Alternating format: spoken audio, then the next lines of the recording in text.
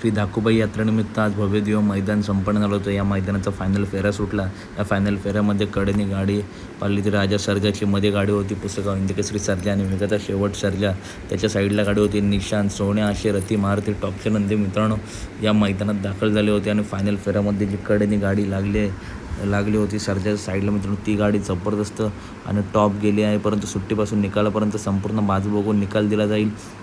तसेच सर्जा आणि लक्षासुद्धा ही गाडी जबरदस्त पाळली. आजच्या या मैदानामध्ये अनेक रती मारुती टॉपचे नंदी आजच्या मैदानात दाखल झाले होते. मित्रांनो आज आपल्या सर्वांच्या लाडक्या मथुरची हार झाली. मथुर मित्रांनो नाराज झाले असतील परंतु नाराज होऊ नका.